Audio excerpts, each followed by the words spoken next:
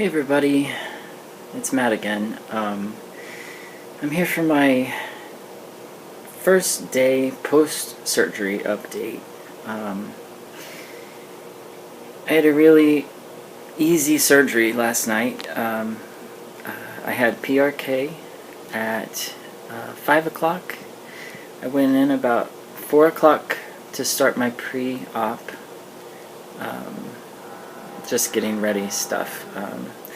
They put a cute blue bonnet thing on me, covered up my ears with some sponges, so the eye drops wouldn't get into my ears if they ran off my face.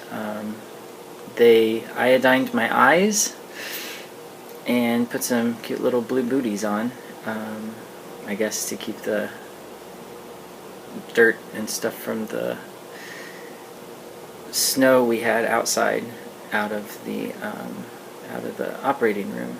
And then they took a few more scans of my eyes. These were like detailed measurements, I guess, that they put into the laser machine. And then I waited for about a half an hour.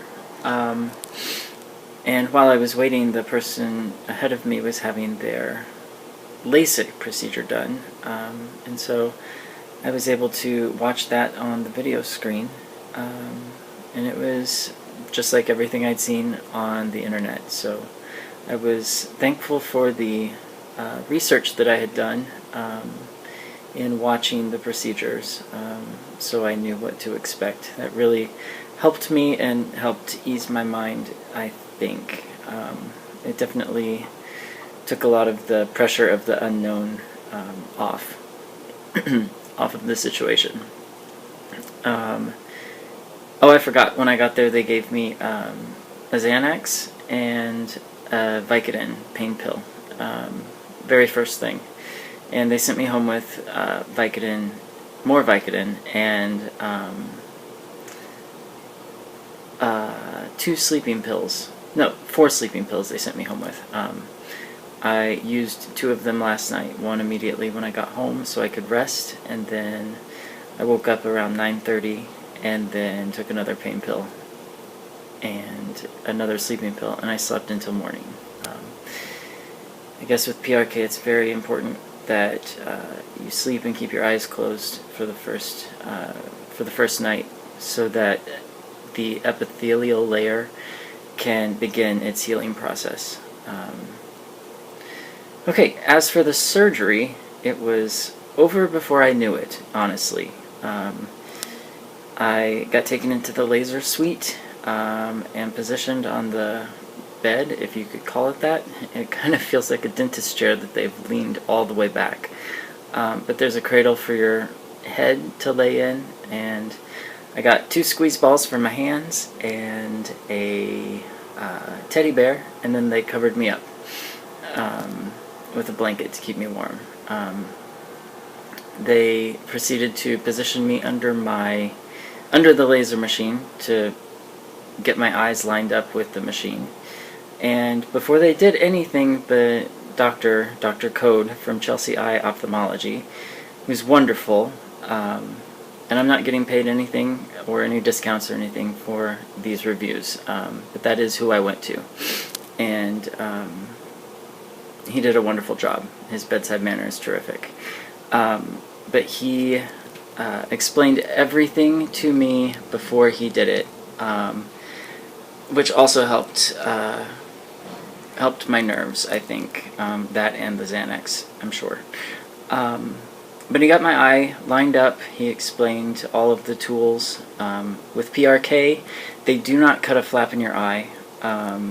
They use a brush that looks kind of like an Oral-B toothbrush that they lay over the colored part of your eye, and it removes the epithelial layer, which then allows the laser to work on the surface of the cornea rather than cutting a flap and going into the deeper tissue of the cornea. So that is the procedure that, because of the thickness of my cornea, or the thinness, I guess, of my cornea, that was the better option for me.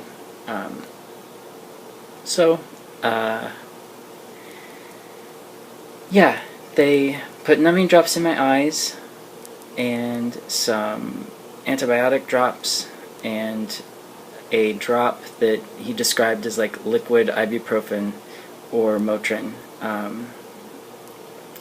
So the numbing drops obviously deadened my eyes so they could do the procedure without it hurting. The antibiotic ointments just prepped the eyes to keep all the bacteria and lessen the risk of infection. The pain drops were obviously to get medicine into the eye to keep them from hurting too bad. And then I think that was it. And then I think that is when the procedure began. So he brushed off the epithelial layer after putting the kind of forceps in my eye to keep my eye open. And then he began to remove the epithelial layer. That was the only hard part, because they tell you to stare at a light and look straight ahead, but when the brush is over your eye, you cannot see that light, so you just have to really focus on keeping your eye still. And apparently I did a good job. He said it's hard for people to keep their eyes still, but he commended me on my eye stillness, so I got a gold star. And then it was go time. So before I knew it, he swabbed off the my eye to, I guess, soak up the extra moisture, and then he said you'll hear a click, and that is the laser machine engaging. And then they started the countdown of the time that the laser was on my eye. It was kind of like a light show that I was seeing in my peripheral vision, because I was so focused on staring at the orange light. But there were some pretty colors flashing that I could see, and I didn't notice an offensive smell or anything. Some people complain about it smells like burning flesh.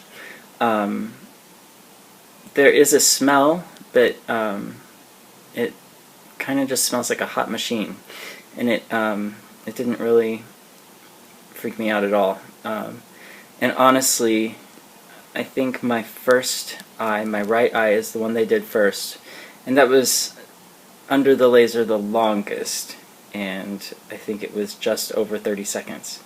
But his assistant counted down every 10 seconds, and it honestly was over before I knew it.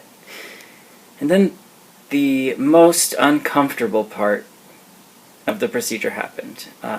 They flushed my eye with very cold water, and it was cold, really cold, and it felt like I ate ice cream or a slushie or a Slurpee or something icy too fast. It was total brain freeze, and I could kind of feel it radiating through like this part of my skull. And it wasn't painful, it was just kind of annoying. And honestly, that was the worst part. Then they put a pad with some like a little gauze pad that was soaked with a medicine to keep the eye from scarring. Then they gave me some more drops, and then they covered up that eye and moved on to work on the second eye, my left eye. But what I will say is, as soon as they had flushed my eye, before they covered it up and put all the drops in, I could read the serial number of the laser machine crystal clear. It's just numbers engraved into this machine, and I didn't recall seeing them before it started. And then as soon as they were done, I could read those numbers crystal clear with my right eye. So in the middle of my surgery, I was already kind of jumping up and down inside because of that. And then, after my right eye was done, they swiveled me over and put my left eye under the laser and repeated the entire process on the left eye. The left eye took a little bit more time to get the epithelial layer off. He was brushing at it for a while. And then everything else was the same. The cold water flush was not as bad for my left eye, I think because that water had been sitting out just a little bit longer. Or maybe I knew what to expect. I don't know. But it didn't seem to bother me as much on the second eye. And then I was done. My left eye was under the laser for about 7 or 8 seconds less than my right eye. And then they cleaned that one up, had me close my eyes and just lay there for a second after all the drops were in. And then Dr. Code took the teddy bear away and took my squeeze balls away. And he said, okay, let's see how sweaty these are. And then my palms didn't really sweat at all. So then he grabbed my hand and helped me sit up and swing my legs off the table. And the first thing I remember is being able to see the clock that was in the room perfectly clear. I remember being able to read his name on his doctor's coat, perfectly clear. And just kind of like, I remember looking around the room and marveling at how clear everything was immediately after my surgery. He walked me into the exam room afterwards and looked into my eyes, and he said everything looked good. I was still just jumping for joy for everything I could see, but he was pleased with how everything looked, and I got these really cool sunglasses that I'm wearing. He described them as my risky business sunglasses, and I can see why. But they really are saving me today. Like I said, I slept pretty well the entire night after surgery, and then I woke up this morning for my follow-up appointment with him, and they tested my vision. I was handed a reading card, and probably from like a bent arm's distance, which I'm guessing is somewhere between 12 and 18 inches away from my eyes. I was able to read the 20/40 line, and then Rochelle, his assistant, had me pull it closer, so it was probably a good 8 to 10 inches away from my eyes, and I was able to read the 20/20 line. And that would have never been able to happen prior to surgery. So my surgery was at 5, this was at 8:45 the following morning. And then they put me into the refractor lenses, that thing with the 2 eyes that you put your chin into and it presses on your forehead. That's so you can read the distance. They put me into that thing, and she said that most people the day after surgery read 20/50, and that's where they're at. So she put 20/50 up, and I could see it perfectly clear. She dropped it down to 20/40. I could read that perfectly clear. Then she dropped me down to 20/30, and I could pretty well read that. It was a little bit blurry. And then she decided to try one more and dropped me down to 20/25. And I could read 2 of the letters pretty clear, and 2 of the others, it was like an F and another letter that looks like other letters. So I thought it was an E. I thought the F was an E, and then I thought, for example, a B was something else, like a B was an E or something. I don't know, but that was pretty. The 2025 line was pretty hard to decipher. So I was ecstatic because I was reading better than they expected me to. I was reading and seeing better than I ever dreamed I would be the day after surgery. So they gave me a prescription for Vicodin to keep the pain away, and they gave me another eye drop prescription, which is the pain medicine eye drop. Because today my left eye is irritated. My right eye feels like nothing happened. And the doctor did say that my right eye is the abnormality. He said most people have both eyes that feel very irritated. Probably what my left eye is feeling. My left eye feels like it did when I got gas-permeable contacts. It was very uncomfortable at first when I got my gas-permeable contacts, and it just feels like something is in your eye that you can't get out. So I can't rub my eyes. I know that. I've got lubricating eye drops that I can use as much as I need to, so I'm trying to do those at least once an hour. I've got my prednisone eye drops that I have to do 4 times a day. I have the Cipro eye drops, the antibiotic eye drops, that I have to do 4 times a day. And then the pain medicine eye drops. I don't remember the name. I can't recall the name right now. But I do that twice a day now. And that's kind of my regimen. So I'm doing breakfast, lunch, dinner, and bedtime. That's my plan for the eye drops that I have to do 4 times a day. And then I'm just dropping in the other ones as I need them, the lubricating eye drops. They say to really keep the eyes lubricated so that they can heal properly.